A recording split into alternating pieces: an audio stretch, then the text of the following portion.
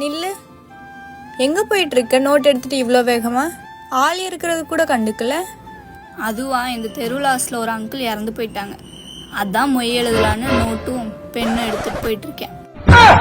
அடிப்பாவி, இறந்துட்டாங்கன்னு சொல்லிட்டு மொய் எழுதுறதுக்கு நோட் எடுத்துட்டு போயிட்டு இருக்கியா? இது என்னடி நியாயம்? நீ போன வாரம் என்ன பண்ண? உன் ஃப்ரெண்டோட மேரேஜுக்கு போய் நீ தானே மொய் எழுதுன. இப்போ நான் எழுதுறேன். அது கல்யாணத்துக்குடி. கல்யாணத்துக்கு மொய் எழுதுறது ஒரு நியாயம் இருக்கு. நீ என்ன டெத்துக்கெல்லாம் மொய் எழுதுற? கல்யாணம் பண்ணணும்னு காசை கொஞ்சம் கொஞ்சமாக சேர்த்து வச்சு பத்திரிக்கை அடித்து ஊரை கூப்பிட்டு என்ன சாப்பாடு போகிறோன்ற முதல் கொண்டு பார்த்து கல்யாணம் பண்ணுறோம். அதுக்கு போய் மொய் வைக்கிறீங்க. ஆனால் இந்த இழப்புன்றது திடீர்னு வருது. எப்போ சாவு வரும்னு யாருக்குமே தெரியாது. ஹாஸ்பிட்டல் கொண்டு போகணும், அது கலையணும், அதை அடக்கம் பண்ணுறதுக்கான செலவுகள் நிறைய இருக்குது. திடீர்னு இறந்தனால அவங்க ஃபேமிலி கையில் காசு இருக்குமா இல்லையான்னு கூட ஒன்றும் தெரியாது. அது மட்டும் இல்லாமல் ஒரு வீட்டில் இருக்கவங்க இறந்துட்டாங்கன்னா அந்த வீட்டில் இருக்கவங்க வேலைக்கு போக 1 மாதம் ஆகும். அதுலேருந்து மீள பல நாள் ஆகும்.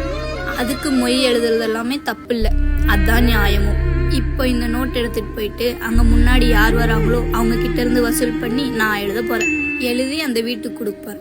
இதுவே என்னோட ஆரம்பம். ஆமால, திடீர்னு நடக்கிறதுனால அவங்க கையில காசு இருக்குமா என்னன்னு தெரியல.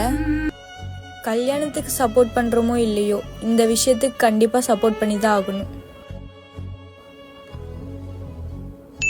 இந்தா, என் பேர்ல ஒரு 500 ரூபாய் எழுதிரு. சரி.